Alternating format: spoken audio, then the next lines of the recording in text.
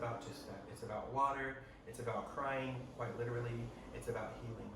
And so it tells the story of someone who I did not want to name because I wanted you to feel like I was talking to you because I am, and in some ways about you.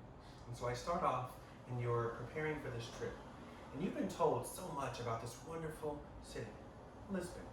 And so you tell yourself, you know what? You're going to go there, and finally you will be somewhere where you can marvel at something. You will be amazed, but you can't choose the right suitcase. And so you go back and forth between this one and that one, and the green one, the blue one, the large one, the small one. And it's not really about the suitcases being inadequate or inappropriate. It's about you feeling like you're inadequate. It's about your own self-esteem, your own self-doubt, and your own insecurity, which leads to your inability or unwillingness to trust yourself. And so you can't choose the suitcase.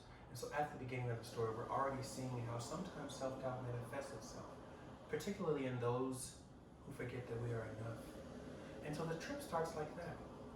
Finally, you get to Lisbon, and you just know that on this day, you're gonna get to this place that many of you have called the edge of the earth, and that's actually its touristic name, right? It's an attraction.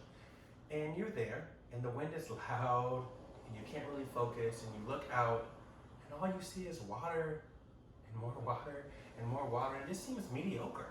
And then through the wind, you hear this sort of faint voice, and you turn, and there's this white woman, and she's amazed. I mean, her eyes are so big, and she's like, wow, this is it. This is the edge of the earth. This is the beginning, that from which all life flows. But even though you don't have the words, you know that she's lying. You can feel it. You know that the edge of the earth, or the beginning, or the genesis, or that place from which all life flows, it must be somewhere on the continent of which we've come to call Africa. You know that you are the beginning. And that Africa is the place from which all humanity and all life flows. And so as you focus and really concentrate and center that for a moment, the pain comes up, the insecurities come up, and the self-doubt come up. And you begin to let them go and to release them.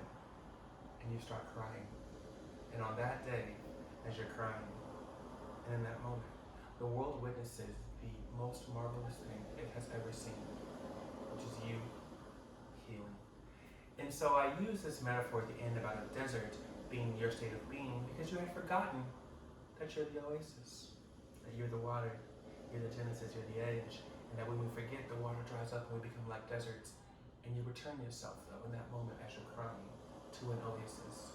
And not only able to sort of heal yourself, but an oasis is a source of life and richness in water amidst the desert. And so once we remember who we are, not only do we invite our own healing, but that of all humanity. So that's what this letter is really about.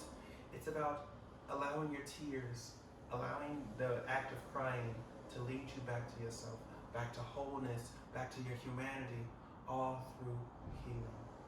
And so we're gonna heal. I love us for real.